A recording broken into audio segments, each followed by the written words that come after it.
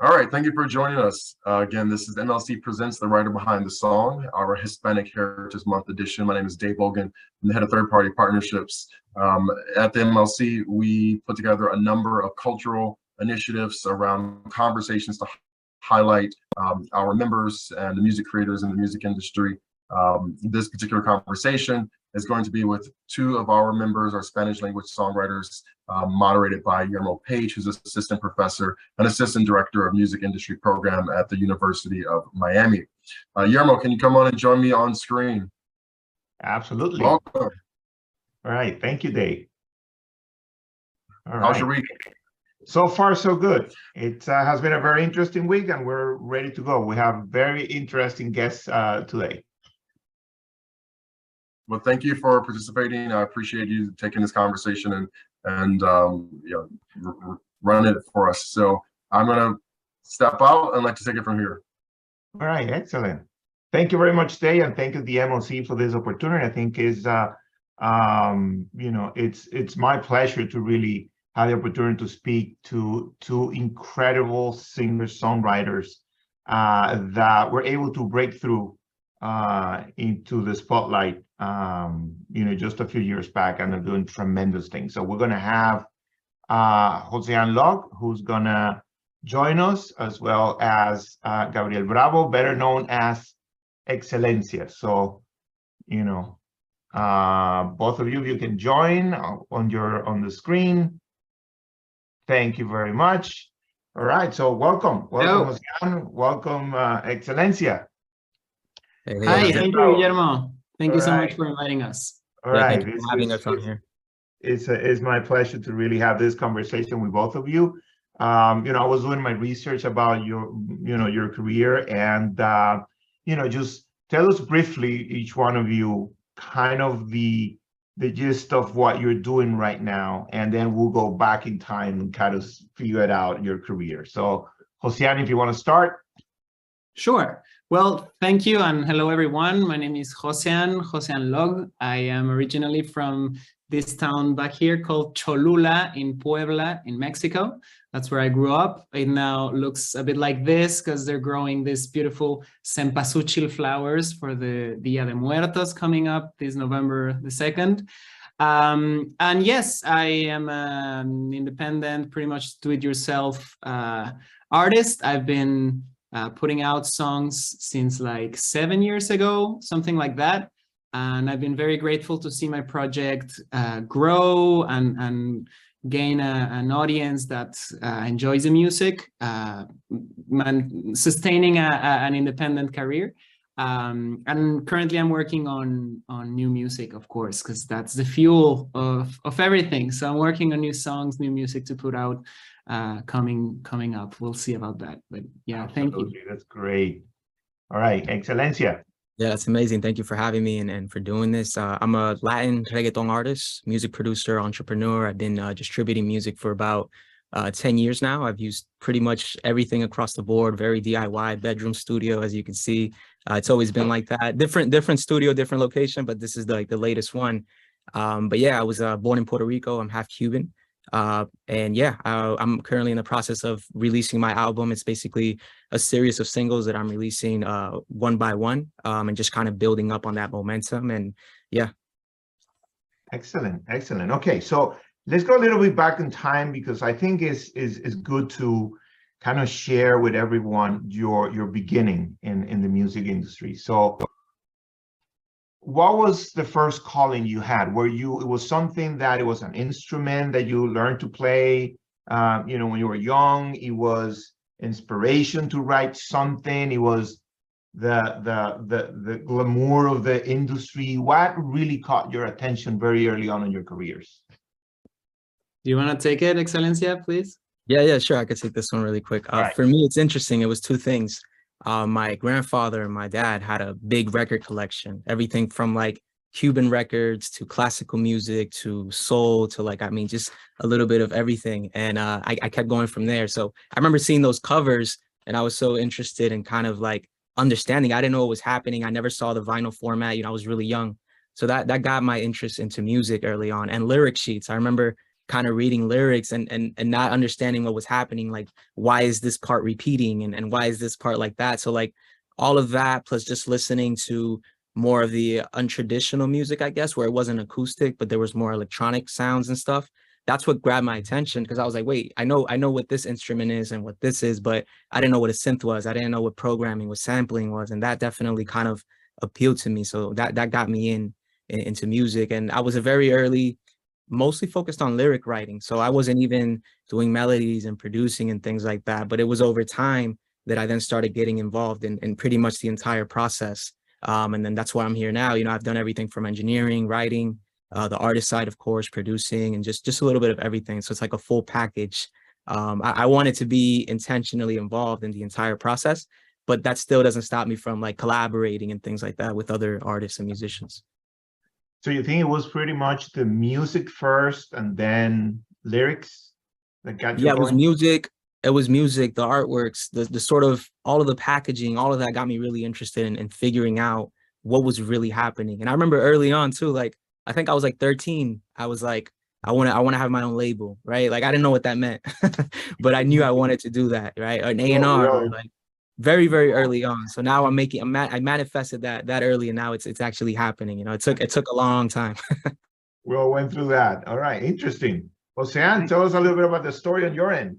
Maybe one day you'll sign me to your label, Xcelencia. Never know. We'll see. Yeah, I also started quite young in age, of course. In my family, music always was a way of kind of hanging out together. I was very lucky that in my house they allowed me to have like a drum set and be loud and play with my brothers. I have two brothers, and we used to play together or invite friends over and just jam. We would play at some local bars, although we were mostly underage, but they would allow us to go play for a few hours and then, you know, have a soda and then go out. So we would we would do that for a long time. And for me also, like, music was always part of my life. It was also always part of how I kind of made sense of what was fun in life. And also how I dealt with difficult stages in my life.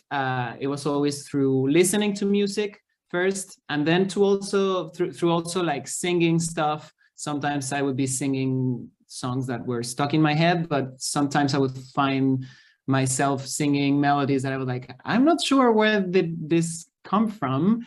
I might have invented it, who knows? So I started keeping like a little journal of the songs that I believe came out of my creativity, and with a little kind of like journalist recorder on a tape, I will record myself singing a few melodies. And that's kind of how it started, really being something very intuitive and very fun. But it wasn't until later in life, till I was like around 20. I was studying political science. I wanted to be a journalist. Wow. But then I had this like big existential crisis, and I was like, is this really what I want to be doing for the rest of my life? Or should I really give it a shot to music and to creativity? And of course, I decided that it was totally worth it. So I went for it, and that was kind of like the beginning when I decided like this is what I want to do, or at least I want to attempt doing it. And yeah. So that was your calling basically at that point in time. So you actually had a formal education in music. Yes, fortunately enough, I had access to that. Shout out to my dad, who's probably listening. He supported me a lot through this change in careers. I went and studied music at a formal school. So I got like technical aspects of music and theory and stuff, which nowadays I don't use it that much, like the theory parts, but definitely like going through the process of learning it kind of stayed somehow. And it definitely helps me. And it also helped me relate to really creative people and to get inspired and also learn a bit of the business side of things that was very important. So yeah, that really helped. Yeah, I always say that it's not necessarily getting a formal degree, is the process that takes you there, what makes you who you are. And you know, I feel that that definitely, you know, was something that you took advantage at that time and you know, get you to this point. So Xcelencia, what was your training basically? Were you, you know, you took the high formal education, you know, made it yourself? What was the your side of the story? It's really interesting. I knew very early on high school that this is what I wanted to do, right? Not necessarily the artist side, but the music, right, in general. And so I had actually dropped out, and then I did like a program, and then I was able to move on. And then that's when I studied engineering. So I actually went to school for audio engineering. So that was like more like a technical program. That was for a year. But then after that, like you mentioned, it's an important point, is that I took that process and I was able to apply it to learning other things. So that's how I learned the business, right? I was able to organize it. I was able to kind of study it and really kind of take in all this information. And that definitely helped with that process. But from there on, nothing formal, just kind of me in the studio and just very improv, spontaneous, creating music. And collaboration has been like a really important part of that, right? Because I can get other suggestions, feedback, you know, and then like in real time, especially with going online and connecting with producers and writers from different parts of the world, right? It's like this very active sort of thing. And that really helped me grow as an artist and as a creative. Good. So now that you mentioned that you know, got in touch with different people, what kind of collaborators you worked through during that time that really were kind of your mentors? Anyone in particular that, you know, help you find the way, you know, as being an artist? Yeah, I think I always say that none of my mentors know me, just because like online, you know, there's so much information and so much knowledge that you can take in. So I'm trying to learn from the best. I'm trying to understand how the best kind of do it and move, and like learning from everyone around me as well, right? I consider that to be an important part, where like maybe they don't know that they're mentoring me or that I'm mentoring them, but together we're kind of mutually growing and helping each other. And I think that's kind of the way it's happened. I think early on, that's what I experienced. And a lot of them went off to do incredible things, right? As artists, as producers. So like, and still to this day, we kind of go back and forth between understanding and knowing, like whether it's music or the business side. Anyone in particular that you would like to work with? Oof. Because you admire that particular producer or that particular artist? There's a lot, honestly. I'm not trying to escape the question or no, anything. No, it's okay. It's okay. Yeah, no, like for me, it's crazy because I'm a fan of like songwriters as well and producers, right? So I don't limit myself to just the artist that's trending and all of that. So like, I would love to explore that, but I've been on this mission to work with people from different parts of the world. Like I want my sound to kind of evolve and go more global. As for specifics, I can't think of anyone right now. If I do, I'll get back to you on that, but definitely a lot of people in mind. I have my dream list. Yeah, like the bucket list. I'm sure. All right, so Jósean, on your end, collaborators, mentors, that particular person that kind of, you know, got you to that, you know, to that path that you decided to take, who was someone that had that influence on you? Cool.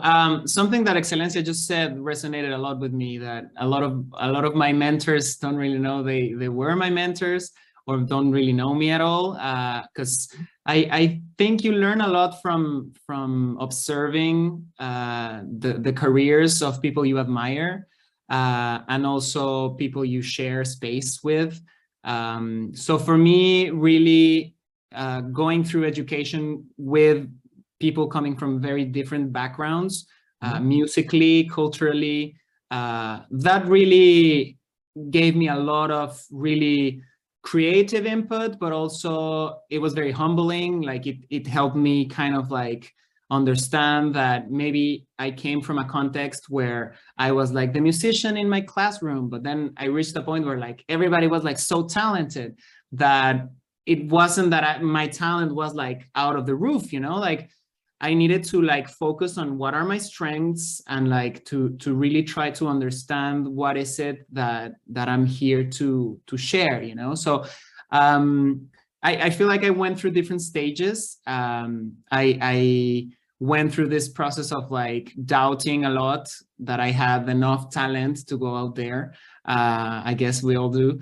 But then eventually I kind of found my voice in a way. I know this sounds corny and cheesy, but I do believe it requires, like, the world out there requires that if you're gonna be out there doing things and saying things, you first need to kind of like try to make sense of who you are and what are the kind of things that you believe in, and the kinds of sounds that you feel naturally, you know, appeal towards. It's kind of the imposter syndrome, right? That you don't feel until you actually find validation out there and say, okay, I'm doing something meaningful and I'm able to reach, you know, people with my message.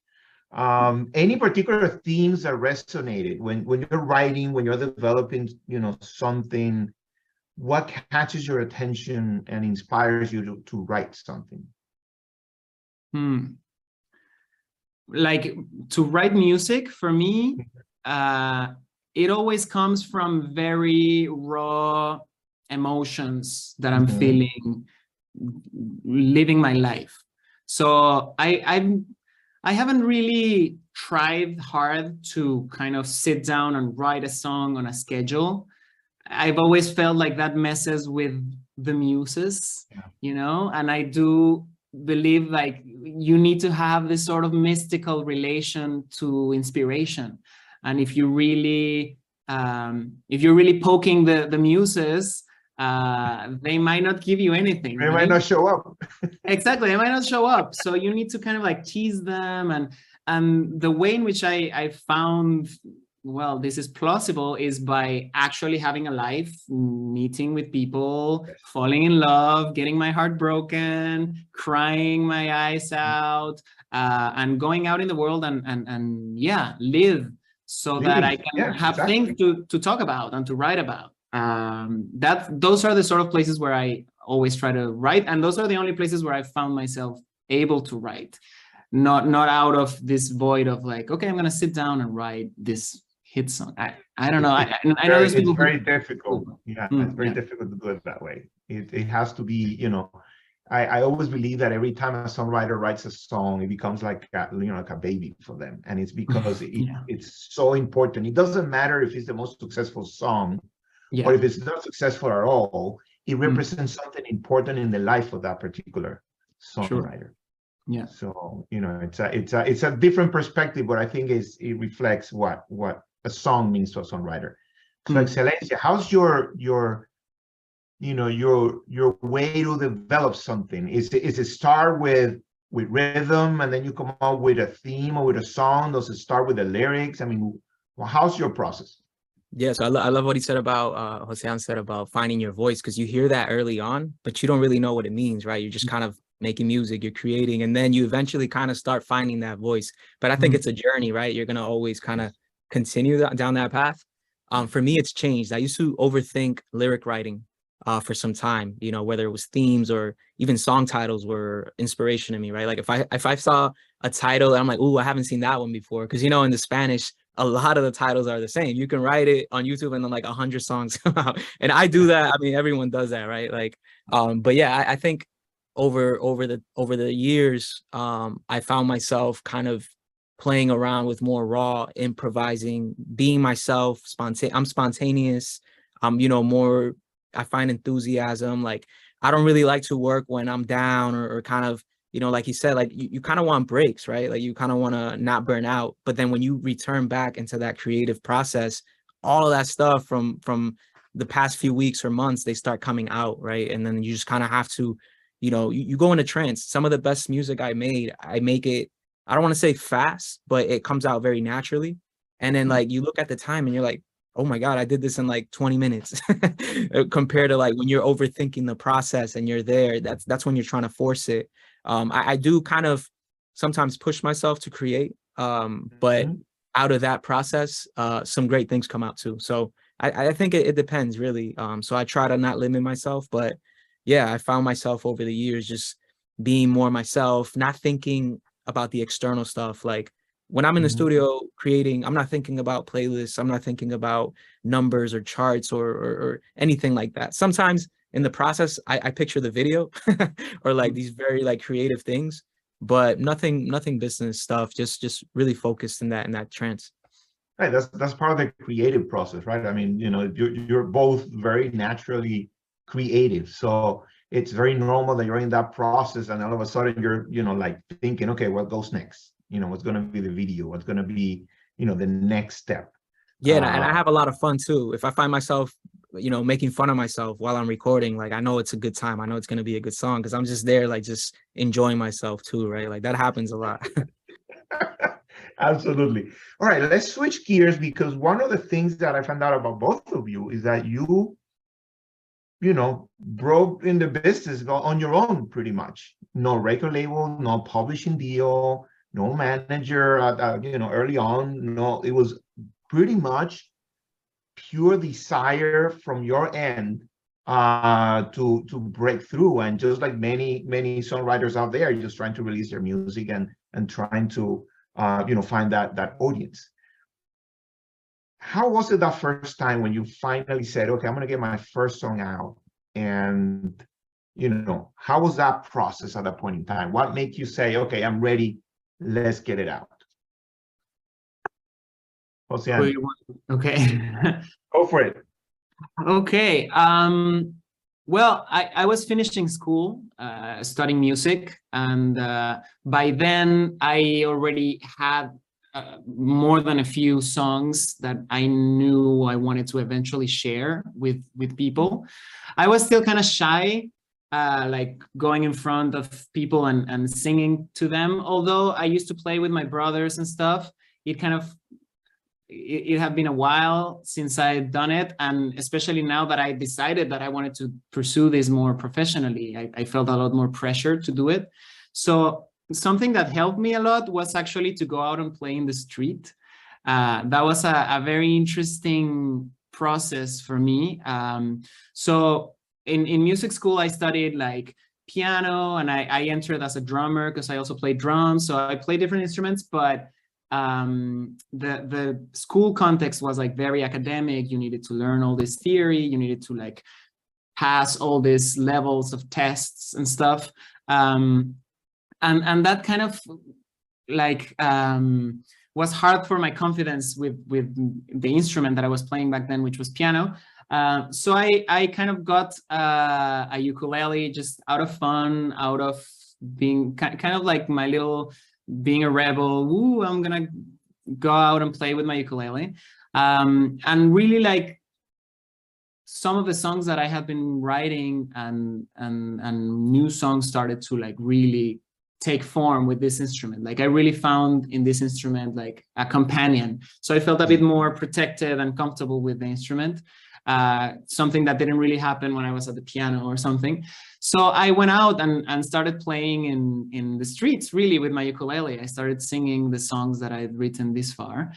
And that kind of helped me gain some confidence of like, okay, I can stand up and sing in front of people and people would pass by. And there's really no pressure at all when you're playing in the street because nobody really cares. They're going about their life. And every now and then you'd see people like stopping by and listening and clapping along, and then they would give you some money and it was like rewarding.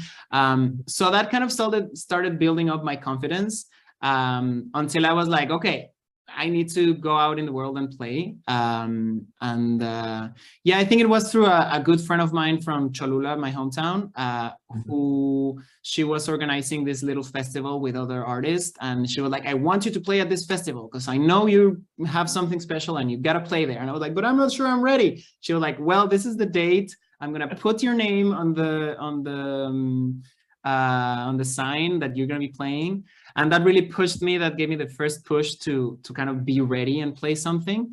And because I had that gig scheduled, that forced me to kind of like have something on YouTube and like have a Facebook page. And like, so that really pushed me to do this first step that I think it's very important of having like at least a minimum online presence. Because at least now, like we live in a world where like people need to be able to find you. Yeah, so it's all online. yeah, that was the very first like push, and from there, yeah, many things came. But That was the very first like.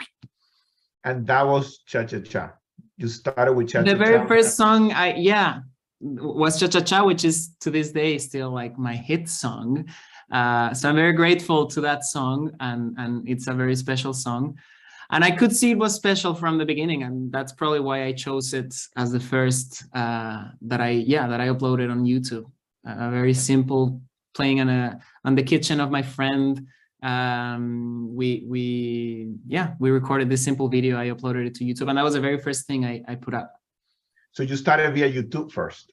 That was your actually, outlet at the beginning was just YouTube on your own, playing the ukulele. The very first thing I did was YouTube, and then social media, and then the other things started to come along. Mm-hmm. Right. So I guess at one point you realized that, okay, all these views, there's got to be something, I have to release this commercially.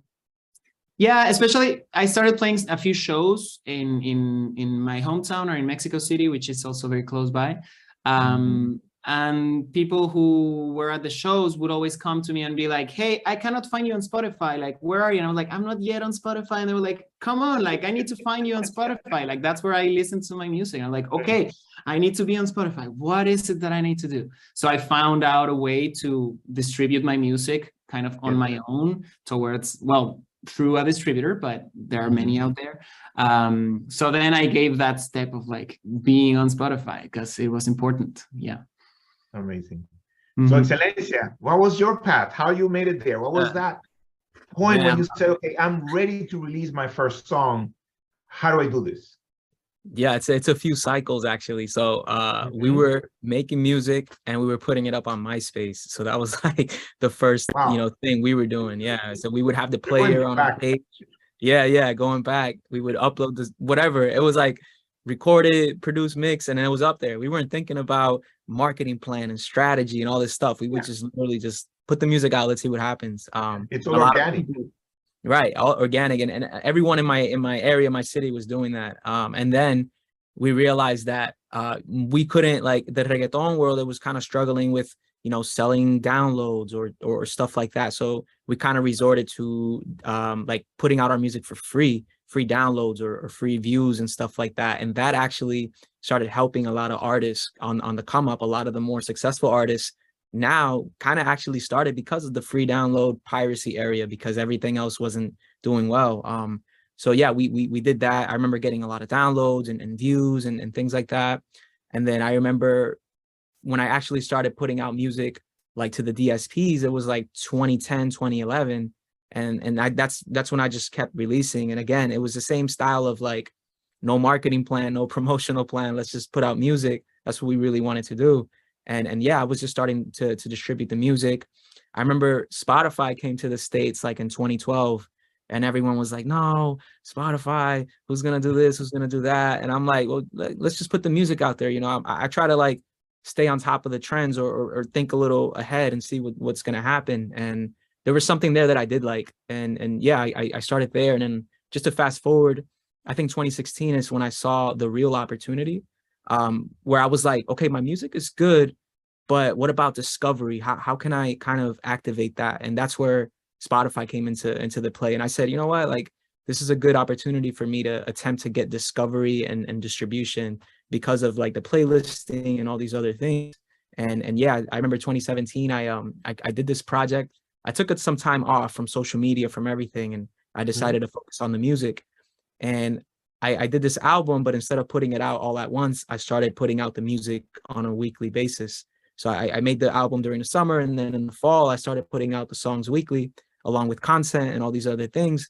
And it was basically not an album, but a playlist. And then that's how I was driving people to listen to the music, support the music. And then there was music for everyone. So everyone, like, it wasn't like a set one sound thing. It was like me being versatile and doing all kinds of stuff. And that's what really kind of broke me through.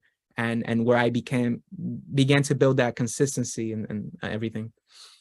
So your big break was essentially when that song in particular went into Spotify and really, yeah, it was a few of them that I just continued to kind of roll out, and then all of them started kind of doing their thing, and like it was like music for everyone. So everything had its place and its pocket.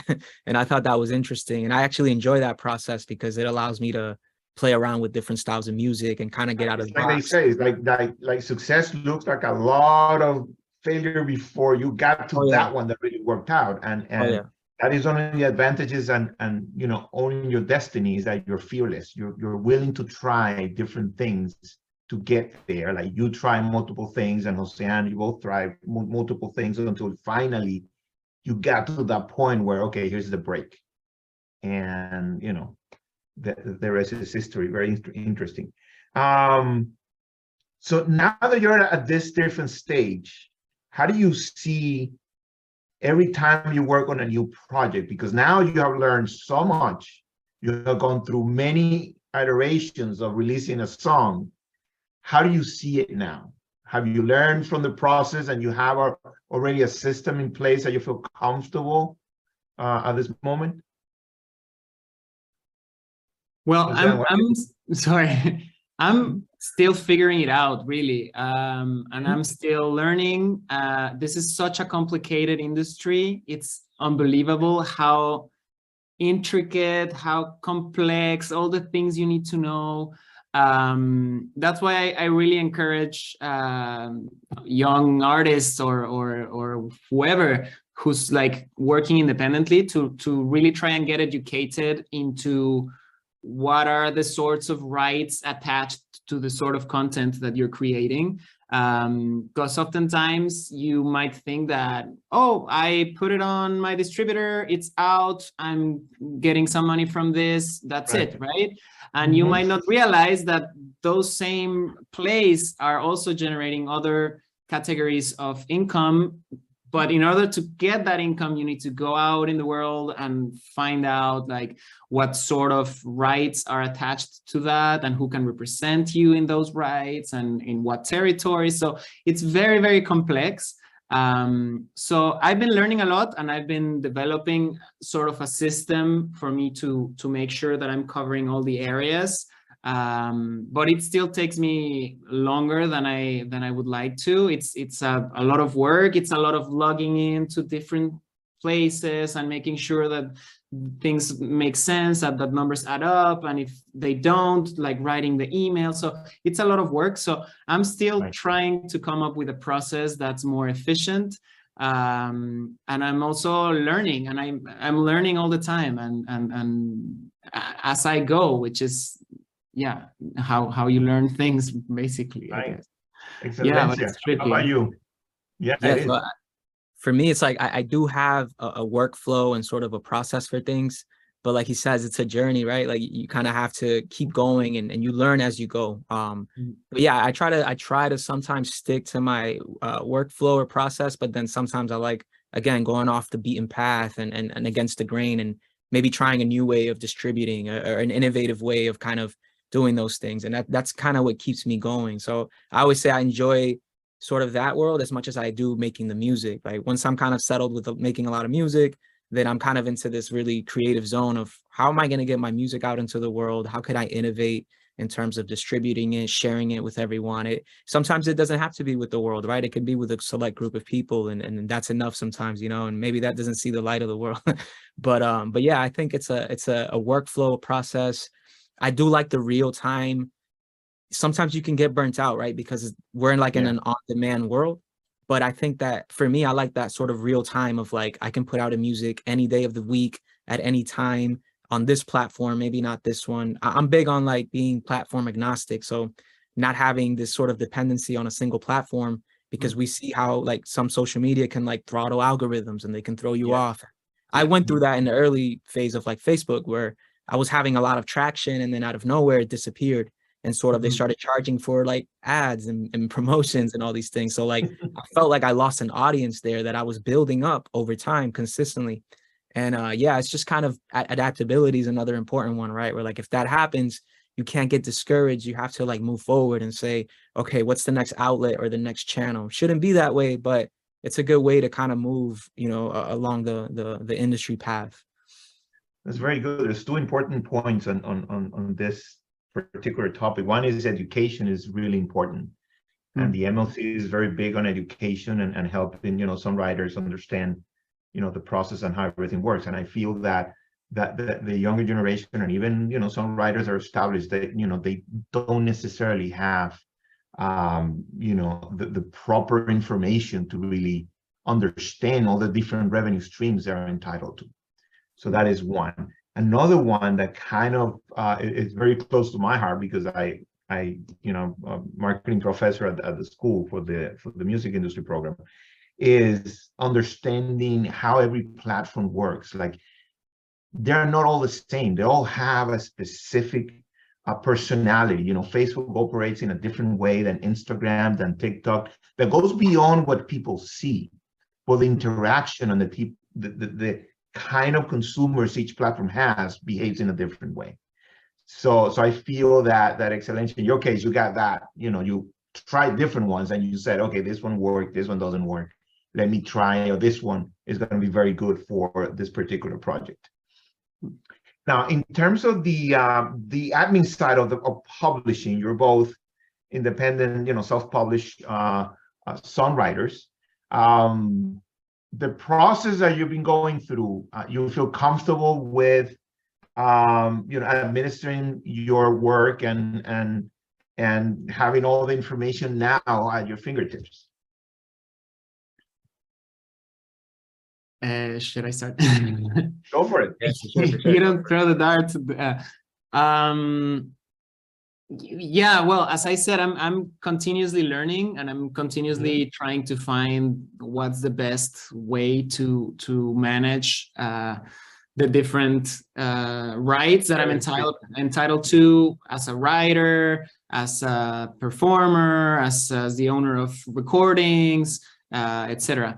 But yeah, I feel like we live in an era that's wonderful for independent musicians in general. It's very challenging in many ways, and it's still not really open to everyone. There are still certain access doors that you need to go through, and you need to have access to certain tools and to the internet and stuff. But I do feel like we live in an era where being an independent artist, you have a lot of tools at hand that you can use. There are, like, the infrastructure is there. You just kind of need to figure out how to get there and how to get represented here and there. So yeah, for me, the creation of the MLC was something I was very excited about, because that was a part of my admin that I hadn't really finished covering in my way of doing things. And I saw this opportunity of signing up and collecting my mechanical royalties.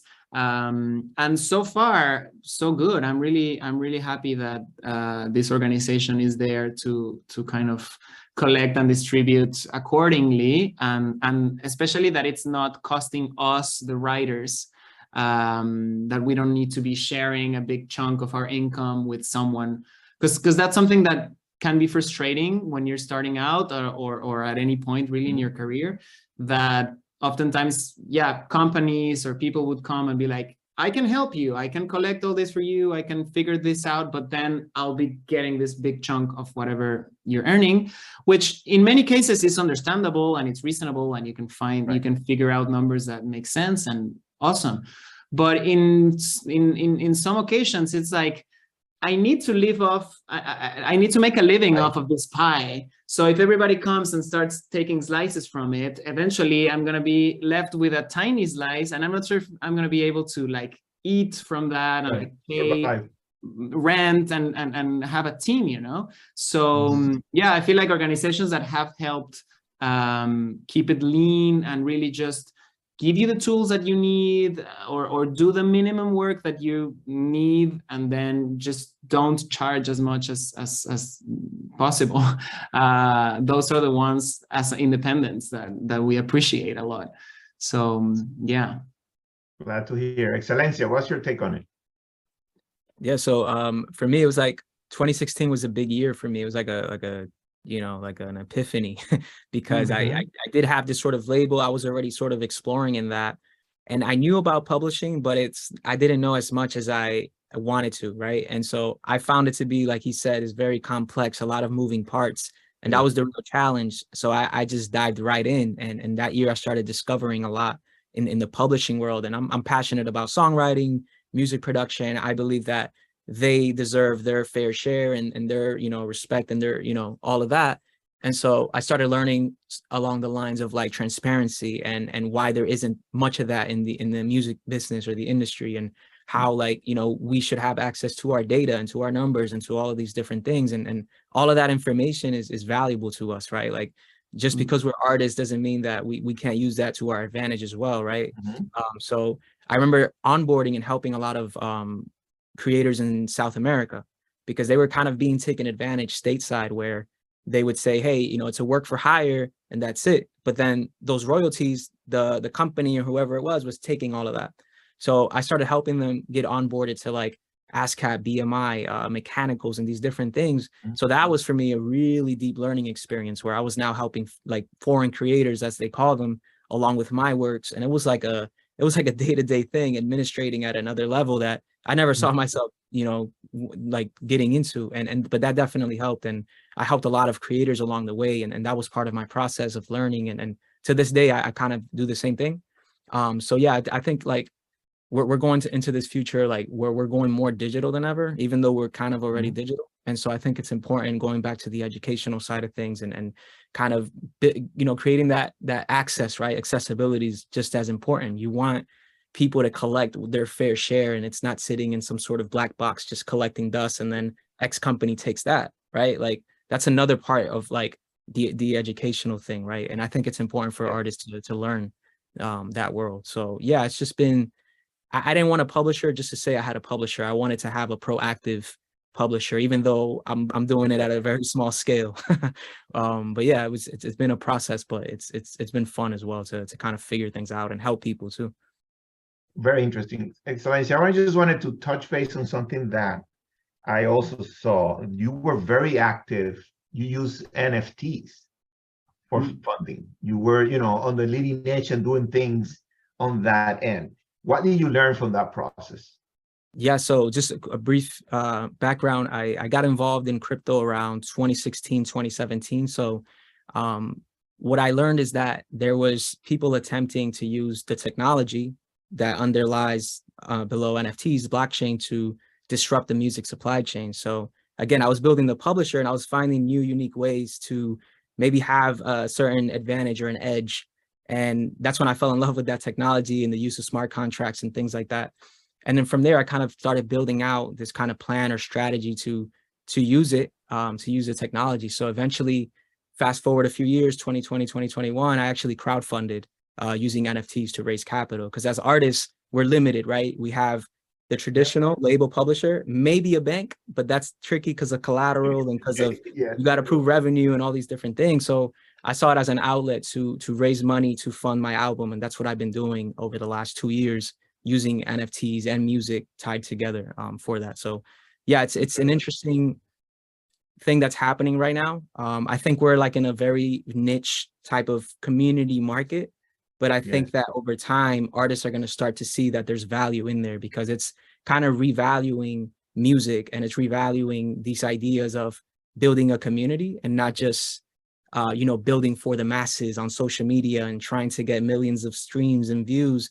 It can go a little deeper, right? Like I remember always thinking of my fans, my listeners, as like, that's an audience, but at the same time, like it can get a little more, direct or one-on-one nowadays because of the technology. So if you can build a group around your community of those real super fans and supporters, like that's interesting. You can do a lot with that, more than some people would think, I believe. So question, you've been very active on the sync side of it. You have, I believe, 5-6 songs on the MLB game when it came out. Who's your favorite for the World Series? Yankees, man, or Astros, Padres, or Phillies? Listen, just because of my grandfather, his team is the Yankees, I got to go with the Yankees, That's just for him. But I'm looking forward to the World games. That's going to be good too. Got Puerto Rico. The World Cup in November. Absolutely. Yeah. So I'm actually more excited about that, to be honest. Yes, and now we're going to get to Jósean, because obviously Mexico, right? World Cup. Yeah, the World Cup's coming up. We're always hopeful and excited, and every World Cup we're like, this year is our year. There you go. Just like And every this World year Cup. is our year. This is no exception. Now, what's next for Jósean? What's next for you? Are you going to explore different things? Are you going to try NFTs maybe? Are you going to maybe decide to go on tour, in a more extensive way? What's next for you? Well, thank you. My next thing, I think, is going to be more behind tras bambalinas, as we say in Spanish, behind the something more internal rather than external. So maybe my fan base won't notice, but I want to do big changes in how I am managing my project. I want to start really building up a team of people who can help me so that I can actually delegate certain duties that I'm doing all myself. And I've been doing all myself this past years, just so that I can have a bit more spare time to actually have the head to focus on maybe going on tour, maybe doing NFTs, or because I feel like I've been doing all these tasks myself that I barely have time to do them all, really. Like there are many tasks that are still on my to-do list waiting for me to finally do them, that I just don't have the space in my mind to focus on other things. And I wish I could focus on other things as well. So my next first step, I think, will be really trying to put up a team, or really work on the workflow of things so that I can have more space and focus on then what's the next step towards the outside. Exactly. Yeah, And so one of the things that is refreshing about both of you is that being in control allows you to do these kind of things. You're not dependent. You make your own calls. You say what you want to do, how you want to do it, and that is because you are truly independent. And so it's a luxury that you have, that you can make those calls and make those decisions, and you decide if you want to go on tour or not. You decide if you're going to release a song or not, and it goes out when you feel it's ready. So it's one of those things that is the ultimate dream of a creative person, to be in control of your destiny. And I feel that you both have accomplished that. And, it's truly an inspiration for songwriters, singer-songwriters that want to, develop their careers, to see that, yes, it is possible to do it. So it's great. Thank you. So let's open up the floor. I don't know if we have any questions. Any questions from the audience?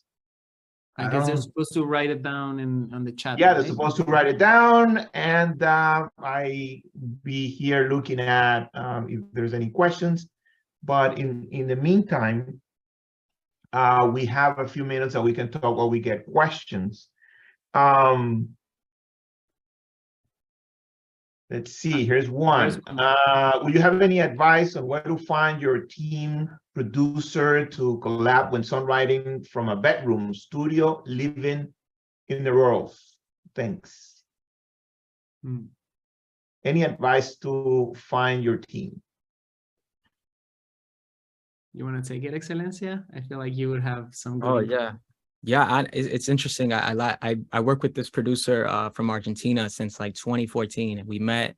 He actually found my song on a forum. Like I mentioned earlier, we would put out the music for free, and we built a relationship since then, and we've been working together since then. So I think just because of online, you can start building relationships. I think Twitter's great for that. I think Instagram.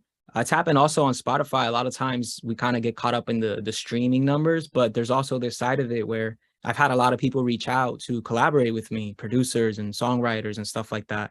And yeah, we just kind of, it's a good way to build relationships. So just, reach out. I think there's a lot of talent. There's a lot of people out there that want to collaborate. They want to work. I think that's the future of independent music, is just more collaboration between each other. Yeah. Yeah. And I will just add to that for sure.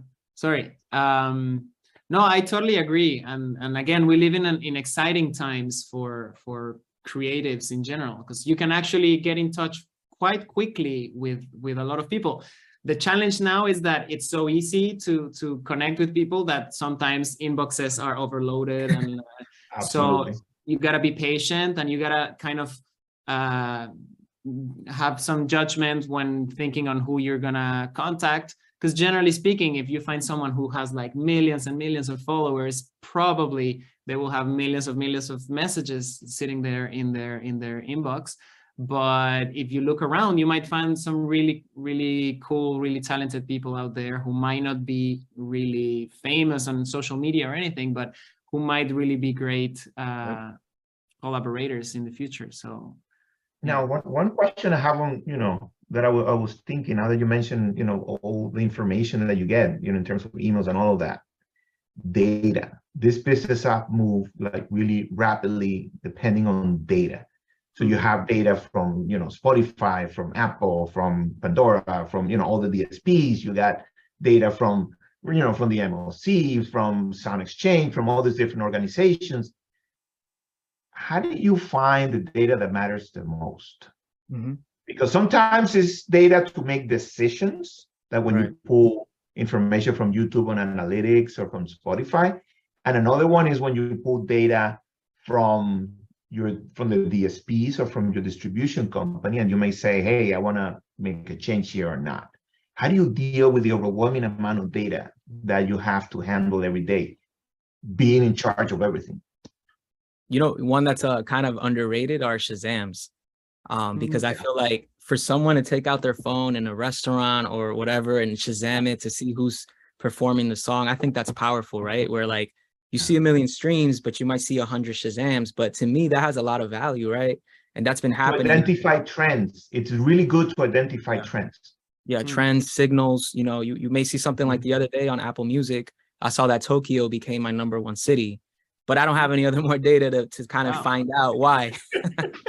So I wish I had a little more, but that was super interesting to me. You gotta go there and play a show. Artists in Tokyo. I love it. So it's good. So Shazam is the one for you. Is the one that, triggers something and say, okay, I got to pay attention to this. What's going on here? It's interesting. I think it's underrated in the data world. Very good. Jósean, what's your angle on the data side? On the data. So on one hand, I feel like there's some really important data that as a self-managed artist, you need to really be on it, which is all the metadata that will be carried around with your tracks. So I will really recommend to pay attention to what are the ISRC codes of every track that you release. What are the IWCs? I forget some ISWC and the UPIs, like all these numbers that like I would recommend like have an Excel file or like have it on your file, like make sure you have that data and make sure you have that data accessible to you and that you provide this data to your distributor, when you sign up with the MLC or with whoever, with the performing rights organization you're with, because these numbers are this tiny data that people don't see, that isn't fancy because it's long codes and whatever.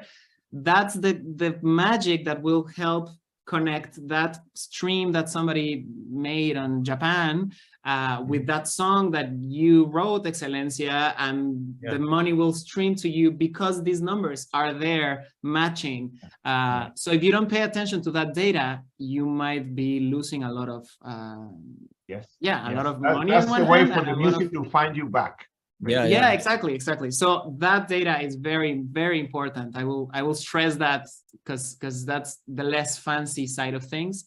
And then on the other side of things, boring stuff we have to learn. The boring stuff, but it's so important. You got to do it. Yeah. Very true. And then on the marketing side, Jósean, what's your favorite platform to get data from?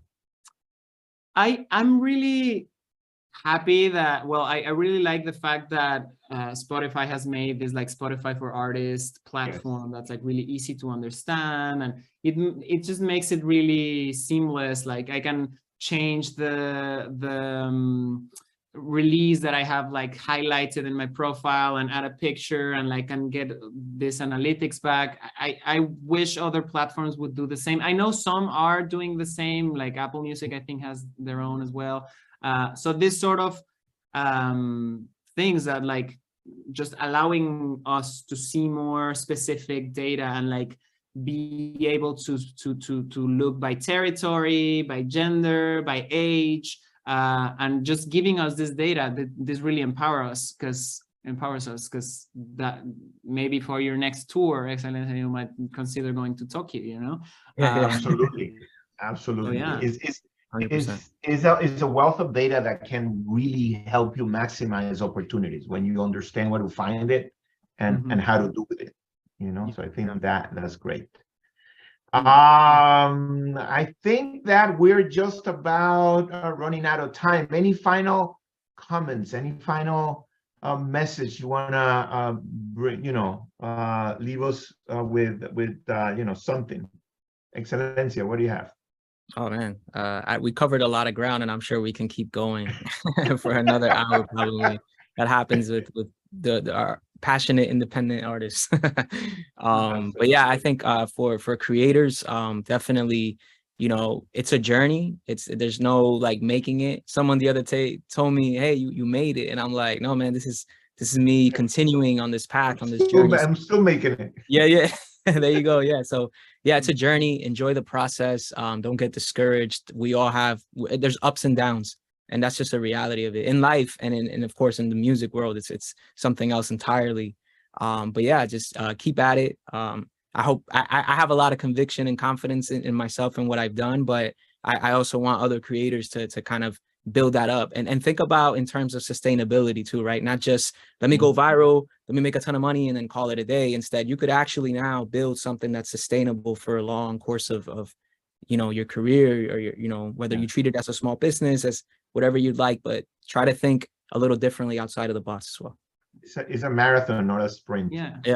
And, sure. and you cannot really control whether to go viral or not. Like not even the biggest companies with the biggest budgets can make things go viral. So don't rely on that. Don't put your confidence into that, and rather just be patient really and continue doing what you're doing, believing in what is valuable in it, and don't lose hope and continue putting it out, and it will eventually gain some traction. Yeah, I resonate a lot with what you said. So yeah, I just echo.